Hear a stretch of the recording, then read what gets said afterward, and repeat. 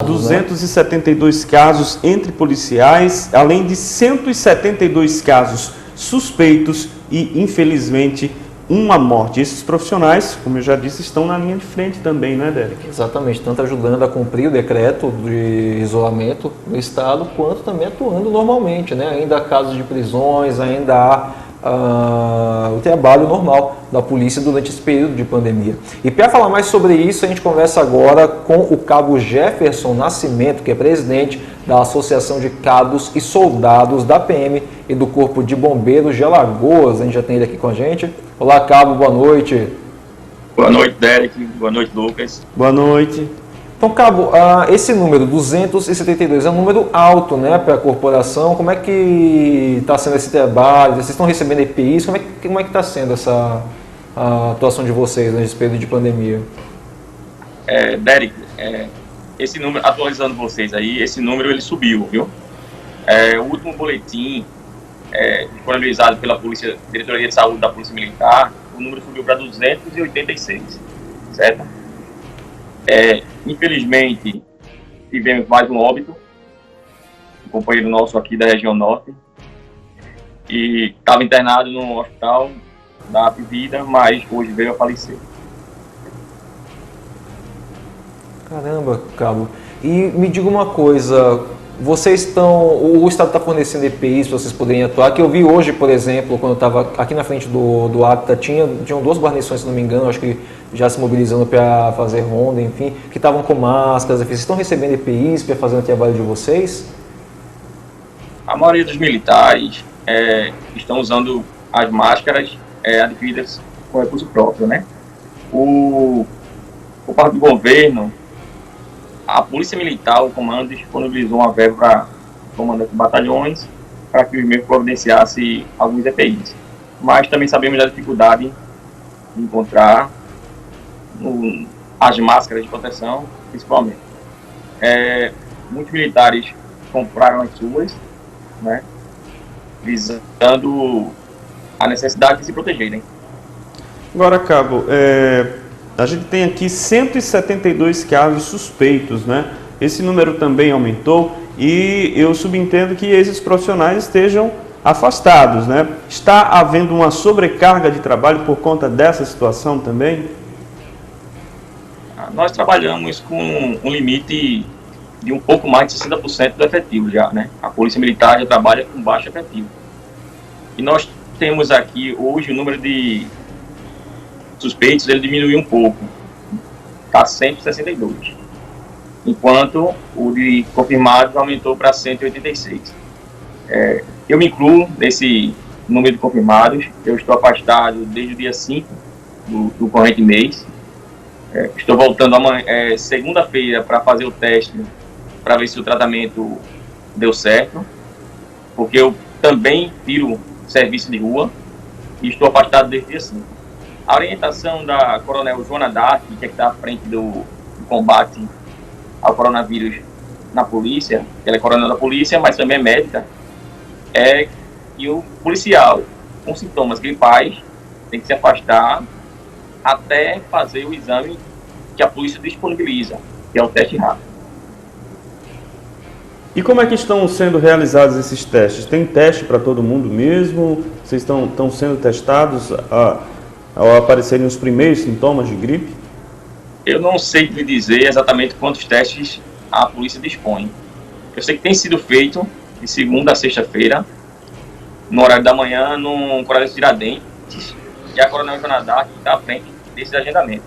O militar que apresentar sintomas, a gente está orientando a entrar em contato com a Coronel Jonadar, para que a mesma, por telefone, já faça o pré-agendamento do seu exame, certo?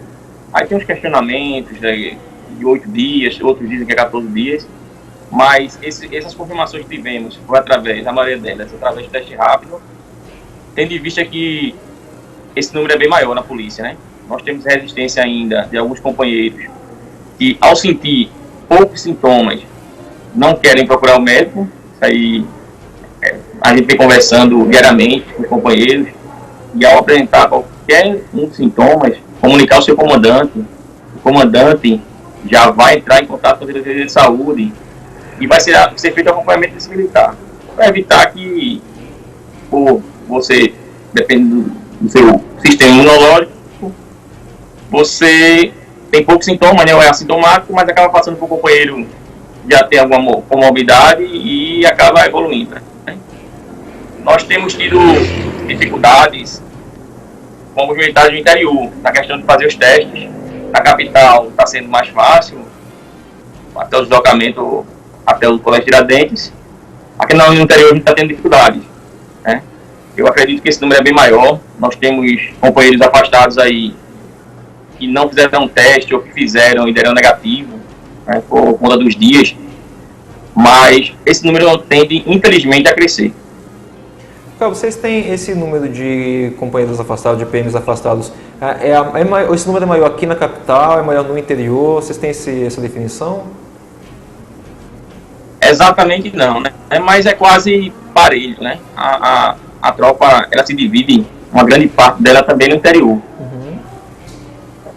Agora, Cabo, me fala da sua situação.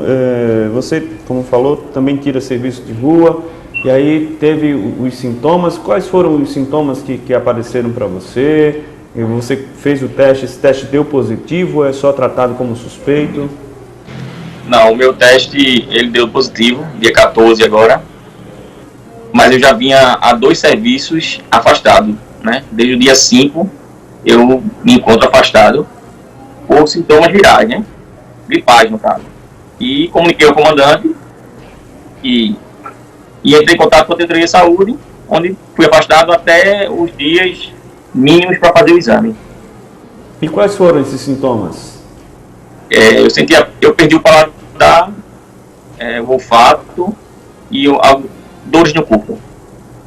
Certo. E você acredita, tem alguma suspeita de como pode ter contraído esse vírus? Como tem sido o trabalho diário da polícia nessa pandemia?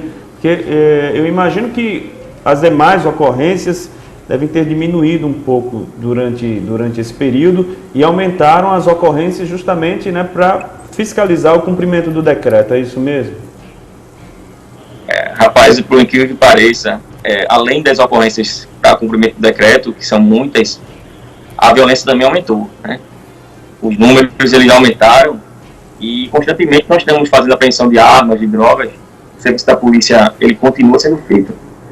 Eu comparo o serviço policial militar, né, como o tamanho da exposição igual ao pessoal da saúde. Nós estamos, além de nós estarmos à frente do cumprimento do decreto, nós estamos diariamente abordando, né, averiguando, e a gente não pode se furtar disso, né, porque é a nossa missão, certo? E a exposição é muito grande. Contato com as pessoas, contato com o armamento, o descer da viatura, o embarcar na viatura, e nem todo momento, infelizmente, dá para fazer, entre um intervalo de uma abordagem e outra, a asepsia necessária, a higienização necessária da viatura, do equipamento. E isso colabora, né, para que, se um militar tiver com esse vírus, ou que passe para os companheiros, ou que na hora de uma abordagem, o contato, chegar próximo, né, do cidadão para abordá-lo, muitas vezes expõe um policial militar que está com os equipamentos básicos, né, mas que muitas vezes expõe o policial militar a esse vírus que a gente não conhece totalmente ainda, né. Cabo, para a gente poder encerrar nossa conversa, queria que você pudesse me dizer, como policial que está sempre em contato com o público e como agora também alguém que está se recuperando já da Covid, como é a sua sensação de ver tanta gente na rua, o decreto, tem muita gente ainda desrespeitando o decreto, como é que você que trabalha tanto na frente de fazer cumprir esse decreto, como agora como paciente, se recuperando da Covid, como é que você vê essa situação, como é que é a sua avaliação sobre isso? É uma situação complicada, Derek, é uma situação complicada. A gente vê o pessoal aí, Alagoas é um estado muito pobre, pessoal, muitas vezes a gente faz cumprir o decreto porque é uma lei, né, é um decreto-lei, mas que a gente chega no local, você vê que o cidadão muitas vezes apenas quer ganhar o seu pão, né? E toda a educação, nós conversamos, tentamos explicar, e muitas vezes está sendo resolvido na conversa. Mas é complicado, viu? Complicado. A gente chega em alguns locais e você faz cumprir a lei, mas faz com o coração partido, né? Porque a situação não está fácil para ninguém. A gente não deve julgar, né, quem está descumprindo ou não. A gente deve fazer com que um decreto seja cumprido, mas cada um sabe onde o sapato aperta. É complicado a situação. Agora, me permita mais uma pergunta, Cabo. Agora, tem situações e situações também, né? Por exemplo, tem essa situação de estabelecimentos funcionando, que é uma questão de sobrevivência. Alguns não estão autorizados pelo decreto, mas como o senhor mesmo falou, fica complicado julgar. Mas, por exemplo, como você pega um grupo de homens, por exemplo, jogando bola assim, nos campos aí que existem nos bairros, principalmente os periféricos, é uma situação já diferente, né? Não, é verdade. A população tem que levar a sério o vírus, né? Ele existe. O vírus, ele existe, é perigoso. O interessante é que quem puder ficar em casa, fique em casa. Né? Quem puder ficar em casa, fique em casa. Eu sempre digo isso. Né? Então, a coisa necessária, um jogo de futebol, pode segurar mais um pouquinho. Né? Existem necessidades que a gente sabe que são essenciais, e das quais um jogo de bola, uma bebedeira, uma conversa entre amigos, uma roda de amigos em praça. Então, isso aí são coisas são variáveis, né? Certo. Cabo, muito obrigado pela entrevista. Mais alguma pergunta, Derek? Só agradecer também. Só agradecer. Muito obrigado pela disponibilidade, pela participação aqui no ACTA. A gente torce para que esses números, assim como os demais números negativos da Covid-19, tenham um freio, né? Não avancem mais. Essa é a nossa torcida. Passo, tá? E sempre que nos convocar, nós estaremos aí. Obrigado. Melhoras, viu?